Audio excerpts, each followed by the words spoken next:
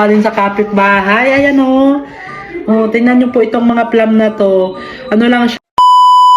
So for today's video nga mga kamangyan ay meron tayo ditong napakaraming peras, napakaraming prutas dahil ito ay galing kay Mr.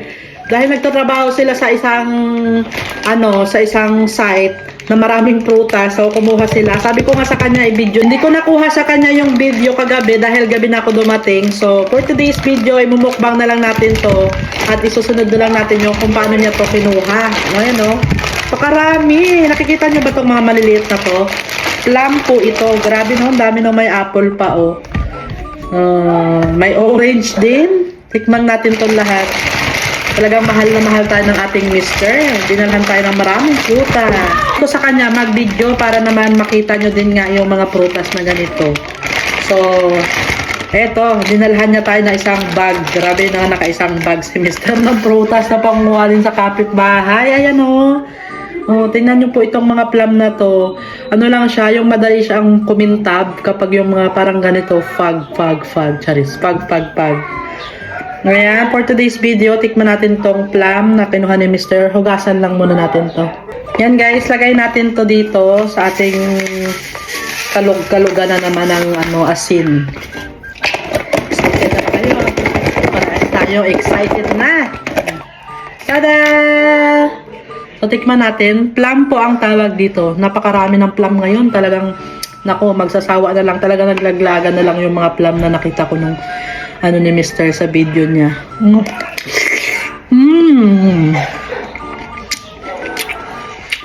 Ang tamis, ang lambot nito.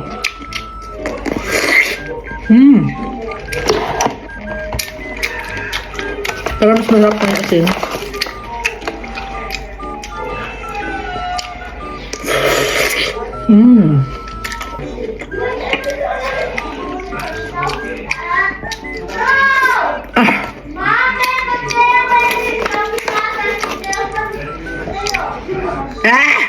Ngasim. Tapos ang pakla ng balat niya. Ang balat puro tulo ng laway ko. Tikman natin siya.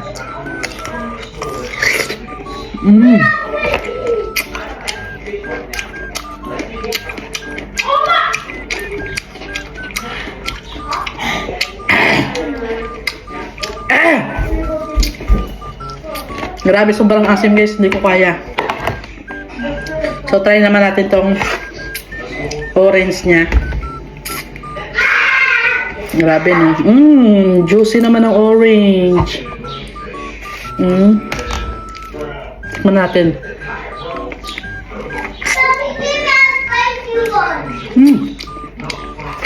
Ang tamis.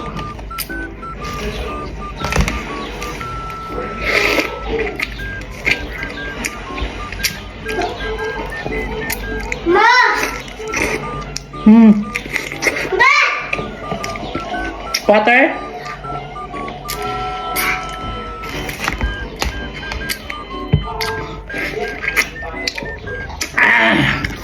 Harap!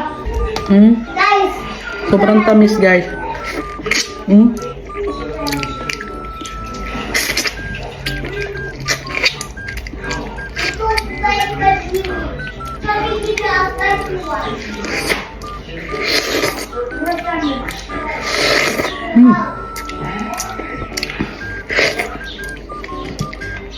Ang apple, pero parang ano pa siya, hilaw pa.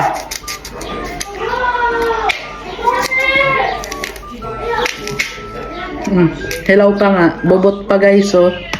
Pero try lang natin ng may asin.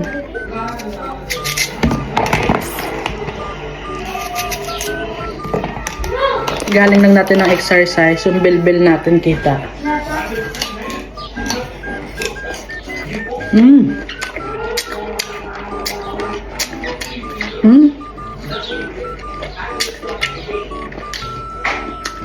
Wala pa siyang juice kasi hilaw pa eh.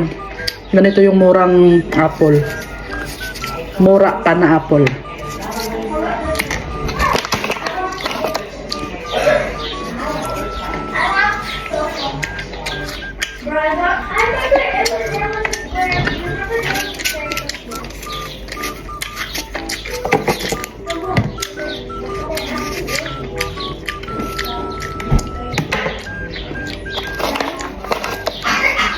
So bukas susuruan ko kayo mag fishball. I-reveal ko na yung recipe ko. So tomorrow kita-kita tayo.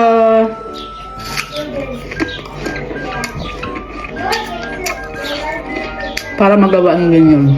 Bye! Thank you for watching everyone. To 5 out of 10 to ang asim.